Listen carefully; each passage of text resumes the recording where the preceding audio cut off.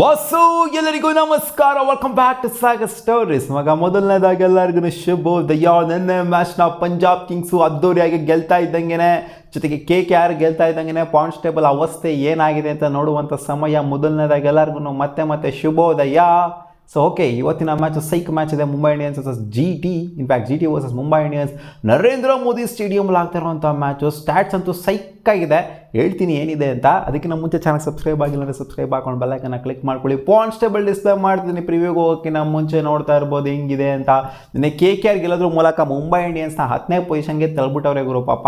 ಇವತ್ತು 6ನೇ position versus 10ನೇ ಪೊಸಿಷನ್ ಗುಜರಾತ್ ಟೈಟನ್ಸ್ ಹ್ಯಾಟ್ರಿಕ್ ಇದ್ದಿದ್ದಾರೆ. ಬಟ್ ಆದರೂ ಕೂಡ 6ನೇ ಪೊಸಿಷನ್ಲಿದ್ದಾರೆ. ಯಾಕಂದರೆ ಇನಿಷಿಯಲಿ ಒಂದು 2 ಮ್ಯಾಚ್ನ ಸೋತಿದ್ರು. 5ರಲ್ಲಿ 2 ಸೋತು 3 ಹ್ಯಾಟ್ರಿಕ್ ಎದ್ದು ಬರ್ತಾ ಇರೋವಂಥವ್ರು ಇವರು. ಫಸ್ಟ್ ಮ್ಯಾಚ್ ಅದ್ದೂರಿಯಾಗಿ ಗೆದ್ದುಬಿಟ್ಟು ಮುಂಬೈ ಇಂಡಿಯನ್ಸ್ ಯಾವಾಗಲೂ ಸೀಸನ್ ಒಂಥರ ಸ್ಲೋ ಸ್ಟಾರ್ಟ್ ಮಾಡ್ತಾರೆ ಅಂತ ಹೆಸರುವಾಸಿ ಆಗಿತ್ತು. ಬಟ್ ಅದು ಫಸ್ಟ್ ಮ್ಯಾಚ್ನಾಗ ಗೆದ್ದುಬಿಟ್ರು. ರೆಕಾರ್ಡ್ನ 12 ವರ್ಷ 13 ವರ್ಷ ಆದಮೇಲೆ ಬ್ರೇಕ್ ಮಾಡಿಬಿಟ್ರು. ಬಟ್ ಆದಮೇಲೆ ಮತ್ತೆ ಹಳೆ ಚಾಡಿ ಏನಿತ್ತು ಸೀಸನ್ ಸ್ಲೋ ಆಗಿ ಸ್ಟಾರ್ಟ್ ಮಾಡ್ತಾರೆ ಅನ್ನೋದು, ಅದಾದಮೇಲೆ ಕಂಟಿನ್ಯೂ ಮಾಡ್ತಾ ಇದ್ದಾರೆ. ಫಸ್ಟ್ ಮ್ಯಾಚ್ ಗೆದ್ರೇನು 4 ಸೋಲ್ತೀವಲ್ಲ ಕಂಟಿನ್ಯೂಸ್ ಆಗಿ ಅಂತ ಕನ್ಸಿಕ್ಯೂಟಿವ್ ಆಗಿ ಸೋತು ಸಿಕ್ಕಾಪಟ್ಟೆ ಪ್ರೆಷರ್ನ ಬಿಲ್ಡಪ್ ಮಾಡ್ಕೊಂಡಿದ್ದಾರೆ. ರಿಯಾನ್ ರಿಕಲ್ಟನು ಮತ್ತು ರೋಹಿತ್ ಶರ್ಮಾ ಇಬ್ಬರು ಕೂಡ ಸೈಕಾಗಿ ಆಡಿದರು ಫಸ್ಟ್ ಮ್ಯಾಚಲ್ಲಿ. ಅವಾಗ ಮಾತ್ರ ಗೆದ್ದಿದ್ರು. ಅದು ಬಿಡ್ತು ಅಂದರೆ ಇಲ್ಲಿ ಬ್ಯಾಟಿಂಗು ಕೊಲಾಪ್ಸ್ ಆಗ್ತಾ ಇದೆ, ಬ್ಯಾಟಿಂಗು ನೆಟ್ ಕಾಡ್ತಿಲ್ಲ, ಬೌಲಿಂಗ್ ಅಂತೂ ಕೇಳಂಗೇ ಇಲ್ಲ. ಮುಂಬೈ ಇಂಡಿಯನ್ಸ್ದು ಅಧ್ವಾನ ಆಗೋಗ್ಬಿಟ್ಟೈತೆ. ವಿಕೆಟ್ಸ್ ಬರ್ತಾಯಿಲ್ಲ ಪೋಪ್ಲಲ್ಲಿ, ಅಂದರೆ ಡಾಮಿನೇಟ್ ಮಾಡೋಕ್ಕಾಗ್ತಿಲ್ಲ ಪೋಪ್ಲಲ್ಲಿ ಮುಂಬೈ ಇಂಡಿಯನ್ಸ್. ಈ ಹಿಂದೆ ಏನು ಮಾಡ್ತಿದ್ರು, ಟ್ರೆಂಟ್ ಬೋಲ್ಟ್ ಆಗಿರಲಿ, ಬುಮ್ರಾ ಆಗಿರಲಿ, ವಿಕೆಟ್ಸ್ ತೆಗಿತಾ ಇಲ್ಲ. ಸೊ ತೆಗೀತು ಅಂತಂದರೆ ಮಾತ್ರ ಈ ಮ್ಯಾಚನ್ನು ಕೂಡ, ಅಂದರೆ ಪೋಪ್ಲಲ್ಲಿ ಬುಮ್ರಾ ಅವ್ರ ವಿಕೆಟ್ ತೆಗೆಯೋದು ಅಥವಾ ಟ್ರೆಂಟ್ ಬೋಲ್ಟ್ ಅವ್ರ ವಿಕೆಟ್ ತೆಗೆಯೋದು. ಟ್ರೆಂಟ್ ಬೋಲ್ಟ್ ಅವ್ರನ್ನ ಆಡಿಸ್ತಾರೋ ಬಿಡ್ತಾರೋ ಗೊತ್ತಿಲ್ಲ, ಲಾಸ್ಟ್ ಮ್ಯಾಚ್ ಆಡಿಸೇ ಇರಲಿಲ್ಲ. ಈ ಮ್ಯಾಚ್ ಅದು ಏನು ಮಾಡಿದ್ರು, ದೀಪಕ್ ಚಹರ್ ಅದು ಏನಕ್ಕೆ ಆಡಿಸ್ತಿದ್ರು ಅವ್ರಿಗೆ ಗೊತ್ತಾಗಬೇಕು. ಅದು ಏನು ಸ್ವಿಂಗ್ ಮಾಡ್ತಾರೋ, ಟ್ರೆಂಟ್ ಬೋಲ್ಟ್ಗಿಂತ ಸ್ವಿಂಗ್ ಮಾಡಿಬಿಡ್ತಾರೆ ಅಲ್ಲಿ. ಬಿಡಿ ಹೋಗಲಿ, ಏನೋ ಕಾಂಬಿನೇಷನ್ ಮಾಡ್ಕೊಂಬರಲಿ. ಇವತ್ತು ಬೌಲಿಂಗ್ ಕಾಂಬಿನೇಷನ್ ನಾವು ಚೇಂಜಸ್ನ ನೋಡ್ಬೋದು ಮುಂಬೈ ಇಂಡಿಯನ್ಸ್ ಪರವಾಗಿ. ಬ್ಯಾಟಿಂಗ್ ಕಾಂಬಿನೇಷನ್ ಏನು ಚೇಂಜಸ್ ಏನೋ ನೋಡೋಕ್ಕೆ ನನಗೇನೋ ಅನ್ನಿಸ್ತಾ ಇಲ್ಲ ಚೇಂಜ್ ಆಗುತ್ತೆ ಅಂತ. ಫಸ್ಟು ಪಾಯಿಂಟ್ಸ್ ಟೇಬಲ್ ನೋಡ್ಬಿಡೋಣ, ಕತೆ ಗೀತೆ ಎಲ್ಲ ಸಾಕು. ಸೊ ನೋಡಿ, RCB 2ನೇ ಪೊಸಿಷನ್ಲಿದೆ. ಪಂಜಾಬ್ ಕಿಂಗ್ಸು ಲಾಸ್ಟ್ ಮ್ಯಾಚ್ನ ಗೆಲ್ಲೋದ್ರ ಮೂಲಕ ಸಿಕ್ಕಾಪಟ್ಟೆ ಕಂಫರ್ಟಬಲಾಗಿ ಕಾಣಿಸಿದ್ದಾರೆ. ನಮ್ಮ ಥರ ಟೀಮ್ ಇಲ್ಲ ಅನ್ನೋ ಥರ ತೋರಿಸ್ತಾ ಇದ್ದಾರೆ. 11 ಪಾಯಿಂಟ್ಸು ಗುರು. 6 ಮ್ಯಾಚಲ್ಲಿ 11 ಪಾಯಿಂಟು, 12 ಆಗಬೇಕಾಗಿತ್ತು, 11 ಪಾಯಿಂಟು ಅಲ್ಲಿ ಸೆಟಲ್ ಆಗಿದೆ. ಇನ್ನೊಂದು 2 ಮ್ಯಾಚು 3 ಮ್ಯಾಚ್ ಗೆಲ್ತು ಅಂದರೆ ಪಕ್ಕ ಫಿಕ್ಸ್ ಆಗೋಗ್ಬಿಡ್ತಾರೆ. ಪಂಜಾಬ್ ಕಿಂಗ್ಸ್ 100% ಶಾರ್ಟಾಗಿ ಕ್ವಾಲಿಫೈ ಆಗ್ತಾರೆ, ಅದ್ರಂತೂ 2 ಮಾತು ಇಲ್ಲವೇ ಇಲ್ಲ. ಇನ್ನು ಏನು ಬೇಕಾದ್ರೂ ಆಗ್ಬೋದು. RCB ವಿಚಾರದಲ್ಲಿ, RR ವಿಚಾರದಲ್ಲಿ ಏನು ಬೇಕಾದ್ರೂ ಆಗ್ಬೋದು. ಕೆಳಗಡೆ ಇರೋರು ಮೇಲ್ಗಡೆ ಹೋಗ್ಬೋದು, ಮೇಲ್ಗಡೆ ಇರೋರು ಕೆಳಗಡೆ ಬರ್ಬೋದು, ಏನು ಬೇಕಾದರೂ ಆಗ್ಬೋದು. ಯಾಕಂದರೆ RCBನೂ ಸೋತಿದೆ, ಇವಾಗ ರೀಸೆಂಟಾಗಿ RR ಕೂಡ ಸೋತಿದೆ. ಇಲ್ಲಿ ನೋಡಿ ಹೆಂಗಿದೆ ಅಂತ ಮಗ. ಅಲ್ಲಿ KKR ಅವರು ಬಂದ್ಬಿಟ್ಟು RRಗೆ ಹೊಡಿತಾರೆ, RR ಅವರು ಬಂದ್ಬಿಟ್ಟು RCBಗೆ ಹೊಡಿತಾರೆ. RCB ಇಲ್ಲಿ ನೋಡಿ KKR ನೋಡಿದ್ರು ಎಲ್ಲರ ಮೇಲೂ ಸೋತವ್ರೆ. ಸೊ ಇದು ಯಾವ ಥರ ಲಾಜಿಕೆ ಅಂತ ಅರ್ಥ ಆಗೋದಿಲ್ಲ. ಅಲ್ಲಿ ಒಬ್ರು ಇವ್ರಿಗೆ ಹೊಡಿತಾರಂತೆ, ಒಬ್ರು ಅವ್ರಿಗೆ ಹೊಡಿತಾರಂತೆ, ನಂಬಕ್ಕೆ ಸಾಧ್ಯ ಆಗಲ್ಲ. ಇವಾಗ ನೋಡಿ KKR RRಗಿಂತ ಸ್ಟ್ರಾಂಗ್ ಅಂತಂದರೆ RCBಗಿಂತ ಸ್ಟ್ರಾಂಗ್ ಅಂತ ಅನ್ಕೋಬೇಕು ನಾವು. ಇಲ್ಲಿ KKR RCBಗಿಂತ ಸ್ಟ್ರಾಂಗ್, ಯಾಕಂದರೆ RR ಅವರು RCBಗೆ ಹೊಡೆದವ್ರಲ್ಲಿ. ಏನಪ್ಪ ಲಾಜಿಕೆ ಅರ್ಥ ಆಗಲ್ಲ ಈ IPL.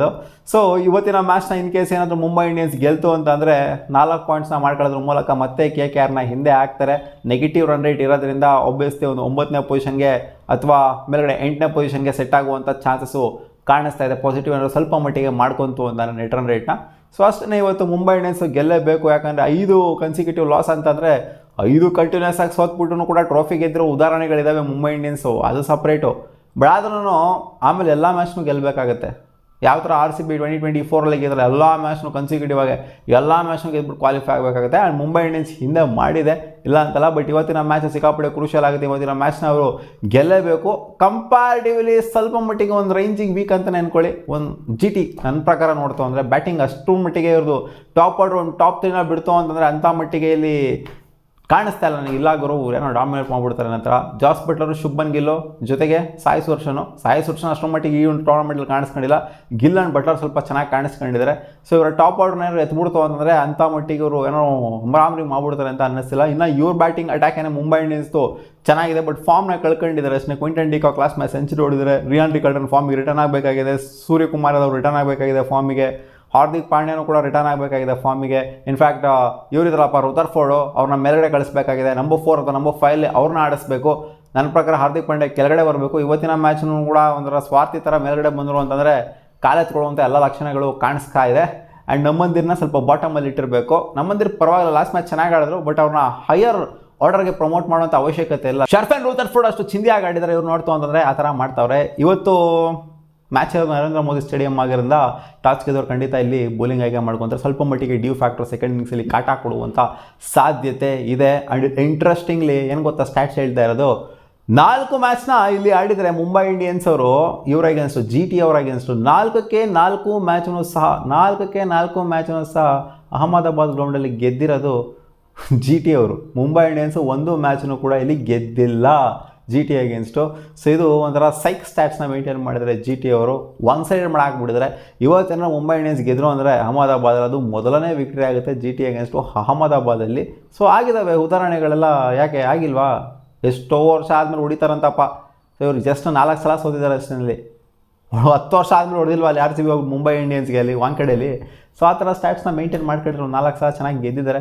ಸೊ ಈ ಮ್ಯಾಚ್ ನನ್ನ ಪ್ರಕಾರ, ನನ್ನ ಅನಿಸಿಕೆ, ಪರ್ಸನಲ್ ಅನಿಸಿಕೆ, ಇವತ್ತು ಮುಂಬೈ ಇಂಡಿಯನ್ಸ್ ಡಾಮಿನೇಟ್ ಮಾಡ್ತಾರೆ. ಮುಂಬೈ ಇಂಡಿಯನ್ಸ್ ಡಾಮಿನೇಟ್ ಮಾಡಿದ್ರೆ ಫುಲ್ಲು ಒಂಥರ ಒನ್ ಸೈಡ್ ಆಗೋಗ್ಬಿಡುತ್ತೆ ಮ್ಯಾಚ್ ಅಂತ ಹೇಳ್ತೀರಾ. ಇವತ್ತು ಮುಂಬೈ ಇಂಡಿಯನ್ಸಿಗೆ ಗೆಲ್ತಾರೆ ಅಂತ ನನ್ನ ಕಾನ್ಫಿಡೆನ್ಸ್ ಹೇಳ್ತಾ ಇದೆ. ಸೊ ನಿಮ್ಮ ಅನಿಸಿಕೆ ಏನಪ್ಪ, ಇವತ್ತು ಮುಂಬೈಯ ಅಥವಾ GTನ ಕಾಮೆಂಟ್ ಸೆಕ್ಷನಲ್ಲಿ ಕಾಮೆಂಟ್ ಮಾಡಿ ತಿಳಿಸಿ. ಮತ್ತೆ ಸಿಗುವ ಮುಂದಿನ ನೋಡೋದಲ್ಲಿ.